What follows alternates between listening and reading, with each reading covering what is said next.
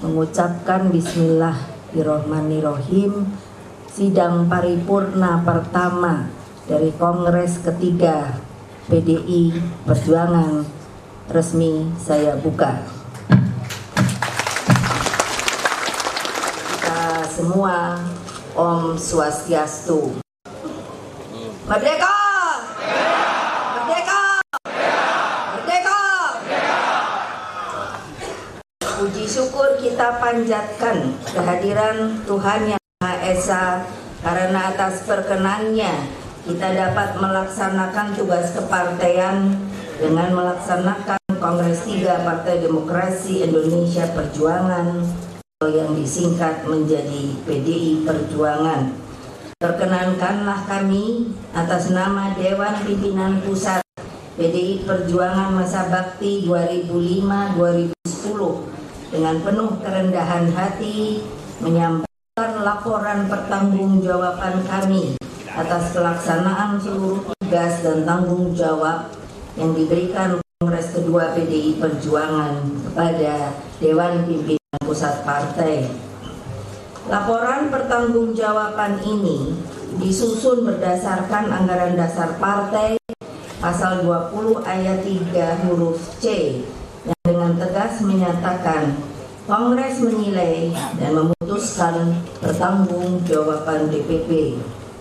DPP PDI Perjuangan berketapan bahwa pertanggungjawaban ini tidaklah sekadar memenuhi aspek legalitas dan konstitusi partai semata.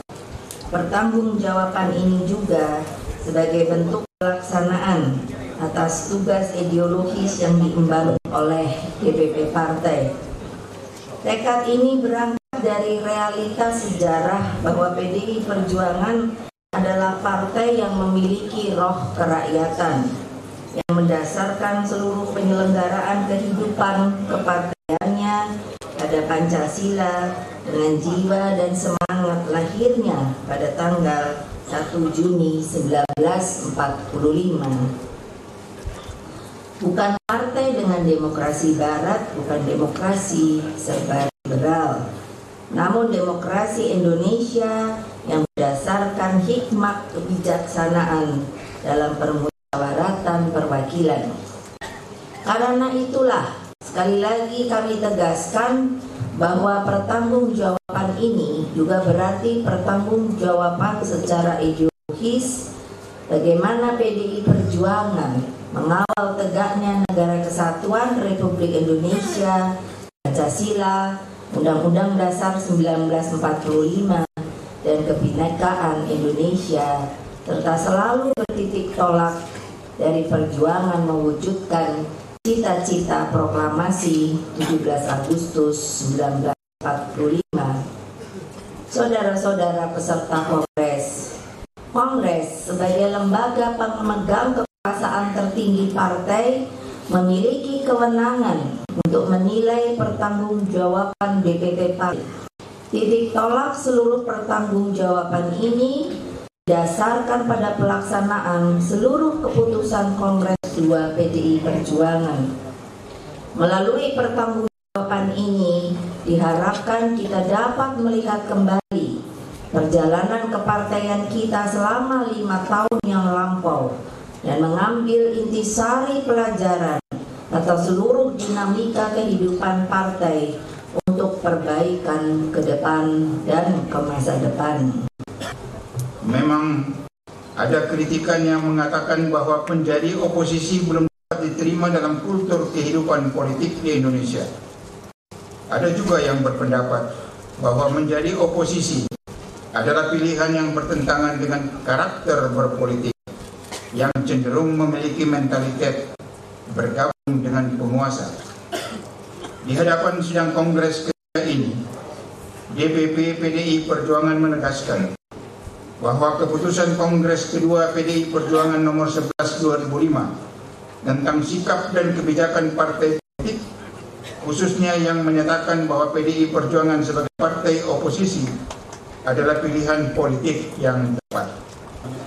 Pimpinan sidang dan peserta Kongres yang saya hormati, perlu ditegaskan kembali bahwa Kongres 2 PDI Perjuangan 2005 telah memberikan mandat kepada DPP partai untuk mewujudkan tahapan program perjuangan partai melalui 5 mantap, yaitu mantap ideologi, mantap organisasi, mantap kader, mantap program, dan mantap sumber daya. Program 5 mantap tersebut disusun untuk mewujudkan cita-cita partai sesuai dengan tujuan partai sebagaimana yang termaktub dalam pasal 6 dan 7 Anggaran Dasar Partai yang mengatakan bahwa tujuan umum partai adalah 1. Mewujudkan cita-cita proklamasi kemerdekaan 17 Agustus 1945 sebagaimana yang dimaksud dalam pembukaan Undang-Undang Dasar Negara Republik Indonesia tahun 1945. 2. Membangun masyarakat Pancasila dalam negara kesatuan Republik Indonesia yang demokratis, adil, dan makmur. Untuk itu, sesuai dengan garis program perjuangan partai yang telah diamanatkan Kongres 2 bahwa program 5 mantap dilakukan dalam rangka 1. Peningkatan citra partai, 2. Pemberdayaan rakyat, 3. Pembentukan sayap partai, 4. Penggalangan massa, dan 5. Penguasaan media massa serta kerjasama internasional. Penerapan ideologi juga dilakukan melalui pendidikan kader sebagaimana ditegaskan kembali pada Kongres 2 Partai dengan menggarisbawahi pentingnya kaderisasi di seluruh Indonesia secara berjenjang dari tingkat pusat, provinsi, kota atau kabupaten, kecamatan, sampai ke desa-desa dan kelurahan-kelurahan di seluruh Indonesia. Sesuai dengan keputusan partai nomor 09 tahun 2005 tentang program perjuangan partai dan nomor 10 tahun 2005 tentang anggaran dasar dan anggaran rumah tangga partai serta keputusan Kongres 2 PDI Perjuangan nomor 14 tahun 2005 tentang pengesahan struktur, komposisi dan personalia DPP PDI Perjuangan masa bakti 2005-2010, maka DPP Partai membentuk bidang informasi dan komunikasi. Bidang informasi dan komunikasi ini kemudian membentuk Departemen Infocom Media berdasarkan keputusan DPP nomor 031 tahun 2005 tentang pedoman pembentukan alat kelengkapan dan nomor 32 tahun 2005 tentang pedoman pembentukan departemen nomor 029 tahun 2005 tentang pembentukan Departemen Infocom dan Media serta lampiran surat keputusan nomor 029 tahun 2006 tentang personalia Departemen Infocom dan Media dengan lingkup skema aksi melakukan dokumentasi, mengkreasi, memproduksi, dan mendistribusikan pesan partai, melakukan evaluasi kinerja komunikasi, melakukan kegiatan komunikasi lainnya yang mencakup lingkungan internal partai dan masyarakat umum sehingga tercipta persepsi dan citra positif terhadap partai dan melakukan evaluasi komunikasi yang menjadikan sebagai masukan bagi DPP partai untuk kemudian menjadikan sebagai aksi komunikasi kembali. Dalam pelaksanaannya, realisasi program untuk tabloid Suluh Perjuangan telah terbit bulanan dan terbit mingguan sejak kurun waktu Juni 2006 sampai 2007. Dan untuk kalender partai setiap tahun dicetak dalam rangka penyebarannya ke DPP, DPD, DPC partai se-Indonesia. Secara umum kinerja anggota fraksi PDI Perjuangan sangat baik dan menonjol di parlemen. Hal ini terkait dengan pilihan politik yang diambil melalui Kongres 2 PDI Perjuangan yang menyatakan posisi partai sebagai partai oposisi selama kurun waktu 2005-2009. Kader partai PDI Perjuangan ditantang untuk bisa memberikan kritikan dan solusi atas berbagai permasalahan kebijakan pemerintah saat itu. Namun terdapat beberapa kasus yang menonjol yang menjadi perhatian publik. Yang pertama adalah kasus Marissa Haque. DPP telah memutuskan memberhentikan keanggotaan Marissa Haque ketika DPP telah mencalonkan Saudara Ratu Atut Gosiah sebagai calon gubernur untuk Provinsi Banten, tetapi yang bersangkutan Saudari Marisa Haque tetap maju menjadi calon di Provinsi Banten berpasangan dengan Zulkifli Mansah dari Partai Keadilan Sejahtera. Yang kedua adalah kasus Max Muin yang agak mirip dengan Yahya Jaini. DPP telah melakukan pemberhentian dan pergantian antar waktu kepada yang bersangkutan karena memberikan citra yang negatif bagi partai. Yang berikutnya adalah kasus Agus Condro.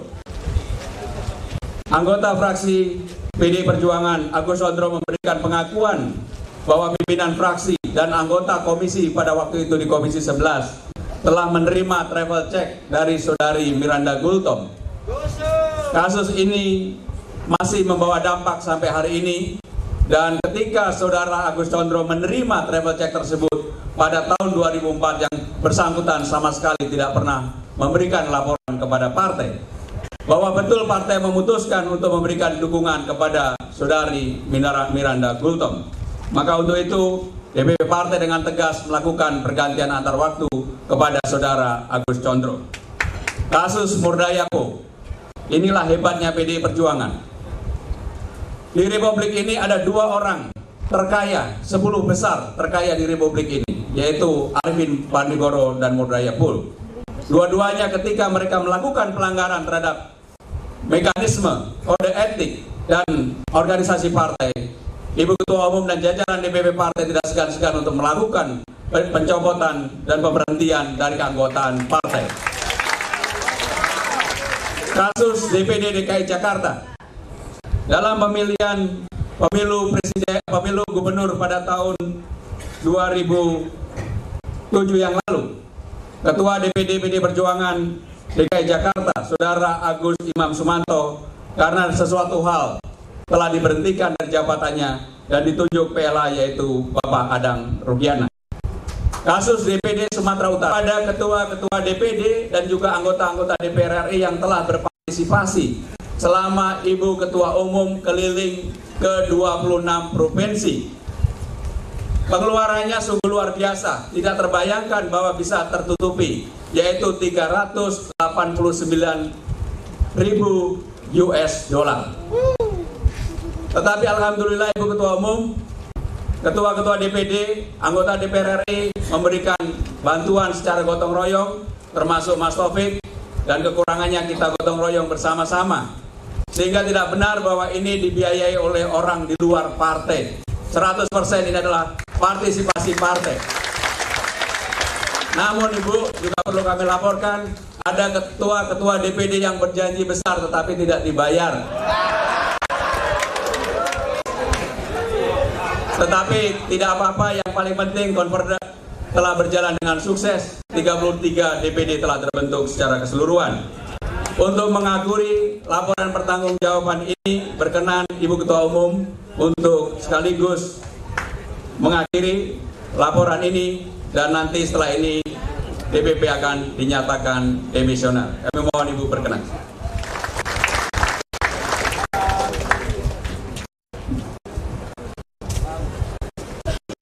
Ketua Umum Partai, dengan resmi saya menyatakan Dewan Pimpinan Pusat Partai Demokrasi Indonesia Perjuangan periode 2005 sampai 2010 demisioner.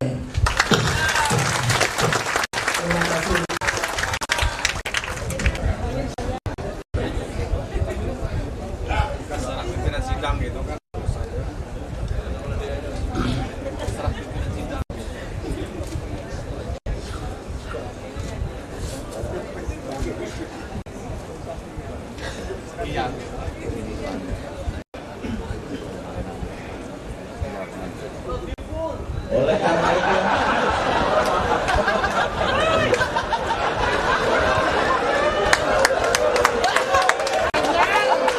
Oleh karena itu kita terima LKPJ dengan catatan. Oleh karena itu kita terima LKPJ dengan catatan. LPJ dengan catatan agar Karena kita butuhkan ibu, tetapi untuk pengurus lain harus dievaluasi total. 10 menit, 10 detik lagi. Karena apa? Kemarin itu sebenarnya kita sepakati 15 menit. Karena apa?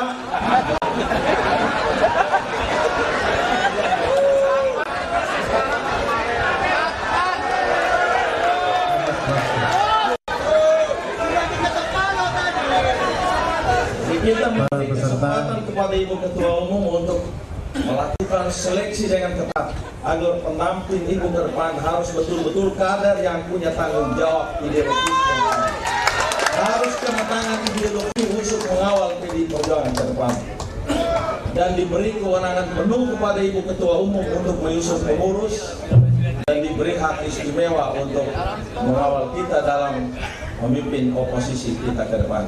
Terima kasih. Merdeka! Dukungan nanti disampaikan oleh Bung.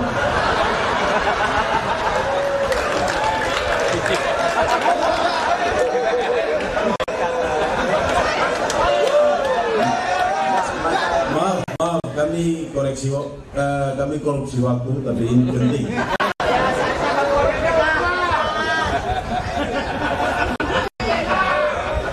Saya langsung saja melihat dan memperhatikan hasil konferensi dan pidato pembukaan Ibu Megawati Soekarno Putri, maka PDI Perjuangan, DPD PDI Perjuangan Provinsi Papua menyampaikan satu, memberikan dukungan sepenuhnya kepada Ibu Megawati Soekarno Putri sebagai Ketua Umum DPP PDI Perjuangan masa bakti 2010-2015 dan sikap tetap di luar pemerintahan. Oke.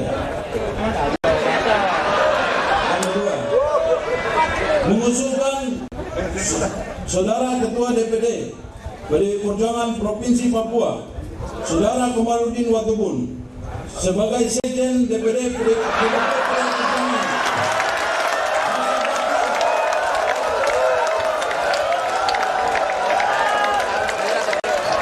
masa bakti 2010-2015 mendampingi Ibu Ketua Umum. Terima kasih. Baik, terima kasih. Terima kasih.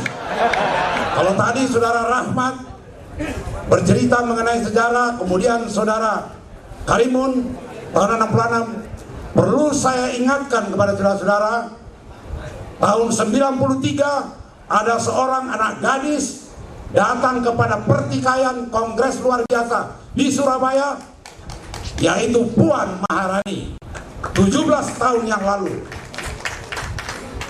Dan kebetulan Panda Nababan, ketua tim sukses dari Ibu Megawati Soekarno Putri untuk Ketua Umum pada waktu itu. Pandangan umum dari DPD PDI Perjuangan Sumatera Utara atas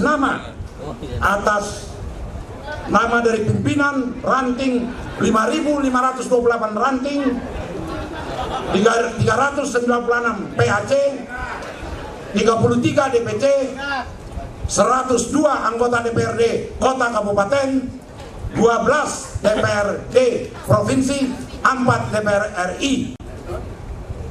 Dalam keputusan yang diambil dalam Komperda mengusulkan Ibu Haja Megawati Soekarno Putri menjadi Ketua Umum periode 2010-2015. Pandangan umum dari PDI Perjuangan menyikapi pidato tadi. Sebenarnya kalau kita cerdas, tidak ada lagi istilah koalisi dan oposisi. Itu inti dari pidato tadi. Karena itu tidak sesuai dengan Undang-Undang Dasar dan ideologi. Karena itu sikap politik kita yang kami sampaikan dari PDI Perjuangan adalah supaya PDI Perjuangan tetap memegang teguh sikap politik yang pro rakyat. Berikut kita beri kesempatan kepada Bali. Terakhir pimpinan sidang, saya akan pakai 5.000 jam. pemandangan umum DPD dan DPC PDI Perjuangan Provinsi Bali dalam Kongres 3 PDI Perjuangan. Om Swastiastu. Assalamualaikum warahmatullahi wabarakatuh. Salam sejahtera untuk kita semua. Merdeka! Ibu Megawati yang saya hormati, Mbak Puan, pimpinan sidang, serta peserta kongres yang berbahagia. Saya dari Bali, tidak akan lama-lama, rada malam. Saudara-saudara sekalian, Bali sebagai basis PDI Perjuangan yang selalu setia dan loyal kepada partai dan selalu menang dalam setiap perhelatan politik, baik daerah maupun nasional. Hadirin yang berbahagia, karena kami telah memberikan bukti menjaga kehormatan dan panji-panji partai bukan sekedar retorika dan janji belaka. Oleh karena itu, dalam kesempatan ini kami tidak perlu berpanjang kata. Kami merekomendasikan beberapa hal sebagai berikut. 1. DPD PDI Perjuangan Provinsi Bali mengusulkan agar Ibu Megawati Soekarno Putri, notabene berdarah Bali, segera ditetapkan, dilantik sebagai Ketua Umum PDI Perjuangan masa bakti 2010-2015. 2. DPD Perjuangan Bali mengusulkan agar partai di tingkat nasional tetap menjadi partai oposisi, dan kami dari Bali tidak kenal koalisian. 3. DPD PDI Perjuangan Bali mengusulkan belum diperlukan adanya format wakil ketua umum. 4. DPD Perjuangan Bali mengusulkan agar studi kiranya kader-kader terbaik dari Bali diadopsi menjadi pengurus DPP mendampingi Ibu Megawati Soekarno Putri. Hadirin sekalian, sebelum mengakhiri pandangan umum ini, izinkan dan perkenankan kami menyampaikan ucapan terima kasih atas penghargaan telah dipilihnya Bali sebagai tempat penyelenggaraan Kongres 3 PDI Perjuangan. Dan kami dari DPD Bali dan mewakili masyarakat PDI Perjuangan Bali sekalian juga minta maaf dalam kami mendampingi panitia pusat menyelenggarakan kongres ini bila ada hal-hal yang kurang berkenan. Sekian dan terima kasih. Om Santi Santi Santi Om.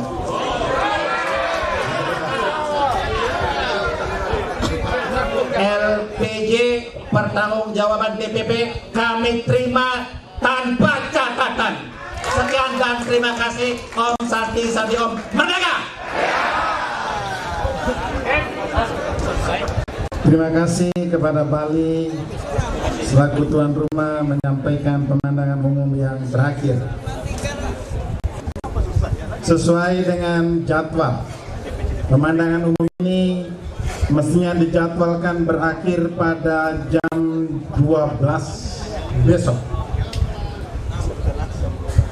Tapi ternyata atas pengertian baik dari semua kita, pemandangan umum ini selesai jauh lebih awal.